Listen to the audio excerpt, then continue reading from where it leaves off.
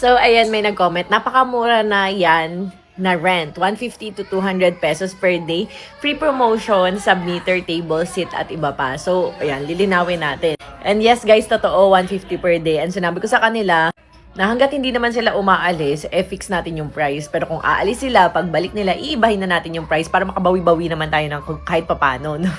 So, ayan, sobrang laki ng ginastos natin dyan sa branch 1 dahil talagang bakod namin yung buong area. Dahil before nga kangkungan yan, pinatambakan and pinagraba pa namin yan. And yes, totoo, free promotion. Nakita nyo naman ako pag nandun ako talaga, video ka sa akin, ganon. Tapos meron pang isa doon na nasa 10-2 na talaga namang wala masyadong bumibili. Kasi nga parang feeling ko kulang yung setup niya. Like sabi ko, walang tarpaulin na malaki, walang ganyan, walang ganto. Tapos sabi ko, mas appealing kung yung mga pusit nakahanay dun sa ganun.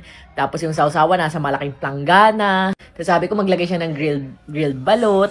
Meron siyang yung oyster na may cheese. Tapos ayan, sabi ko maglagay siya ng sea urchins. Dahil para sa kagaya ko na mahilig mag-food trip, talagang ay, sea urchins talaga. Pag nakakita ko, hay-hay talaga. And yes, may kanya-kanya silang submeter. And may nagtanong sa akin kung libre na raw ba yung submeter. And may breaker na daw ba kasi magdadala daw siya. Sabi ko, ay hindi na po kailangan. Dahil naka-submeter na tayo dyan. And may sarili na tayong breaker. So lahat talaga provided ko na sa kanila. Ultimo yung table, seat, at chair. Ay, at tent. Yes. Nakita nyo naman yung tent natin, heavy duty, nasa 10,000 plus ang isa nun. Kasi gusto ko rin talaga na uniform yung itsura. Malinis talaga tingnan, di ba? Kasi white, ganun. Plus yung table at upuan, ayan, provided ko rin po lahat yun. So yung nakikita nyo yung green doon, yun yung idea yun ng asawa ko na gawin daw namin yung parang sa Vietnam na maliliit yung mga upuan. And dahil nga alam nyo namang favorite ko ang neon green, neon green. So sa branch 2 and branch 3, ganyan din po yung mangyayari. So, yun nga sa mga hindi nakakaalam, branch 2 ay mag-open sa June 20, 2026. Dito yan sa Lamot, Tucalawan, Laguna. So, nandun din si Wilbert Ross and iba pa. Uy, kita-kit! And syempre, may pamimigay tayong e-bike ulit dyan and mga brand new Samsung phone. So, bukod doon, sa branch 3 naman, sa July siya expected na mag-open. Kasi nga sa Tagaytay, wala talagang mga mumurahing pagkain. Alam nyo naman, isang bulalo pa lang, 500 plus na. And ang dami rin talagang mga tao, may dumi. Ang dami rin mga tao talaga na naghahanap ng murang kainan sa Tagaytay. And syempre, pag nakakita sila ng ganyan, for sure dadayuhin talaga and pupuntahan talaga. Kasi wala pa ako nakitang night market sa Tagaytay. So ngayon nga, mafu-fully booked na agad. Kaya mag-PM na lang kayo sa Pamos Food Hub. Yan, para sa Tagaytay branch. So ayan, murang-mura lang din yung renta natin. Partida, Tagaytay na yun, ha? Tapos, ayun, alam naman natin na talagang medyo may budget talaga yung mga pupunta doon kasi Tagaytay is dinadayo. Mostly nakasasakyan yung mga yan, talagang mag-overnight, mga ganyan. And ang kagandahan, doon sa mismong pagtatayuan natin ng Pamos Food Hub, ay may hotel tayo doon, may resort tayo. Yan, talagang kompleto na siya. So, kung kayo ay malayo pa, galing pa kayong probinsya, gusto nyo mag-overnight sa Tagaytay, mura lang kasi 2,000 plus lang, 2 tao na, good for 22 hours na yun. O di ba siya, tapos may free breakfast pa. O talagang bongga. Pwede kayo magstay ng 1 week at mag-food trip sa Pamos Food Hub Branch 3. So ayun nga, syempre lahat provided ulit natin, yung tent, yung ganyan.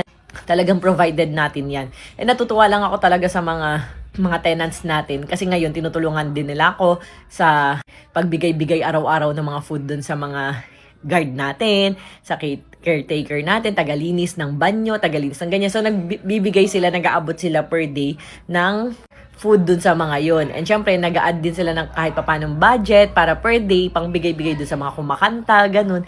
Kasi sabi ko, sobrang overload na talaga ako. And ngayon nga, yung events place dito sa branch 2, pinalalagyan natin ng malaking electric fan.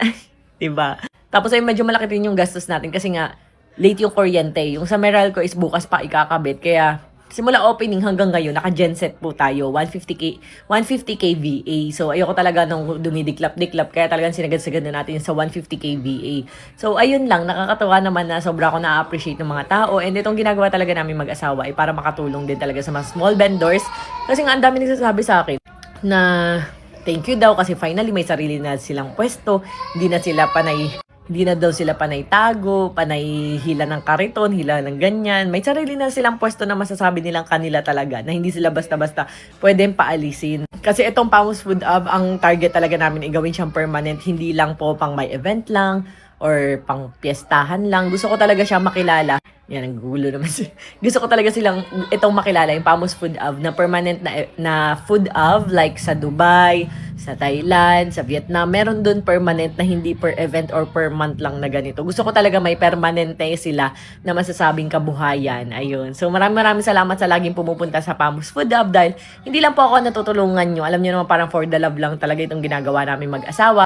Kung hindi, yung mga tao na lahat ng tenants natin, na halos 100 katao, na lahat yan may staff, lahat ng may staff na yan, may kanya-kanyang pamilya yan. Sobrang dami nating natutulungan kapag pumunta tayo sa Pamus Food Hub. Kaya super thank you talaga sa mga pumupunta doon. Kaya supportahan niyo po ang Pamus Food Hub Branch 1 and Pamus Food Hub Branch 2 mag-o-open naman po yan sa June 20. Kita-kits guys!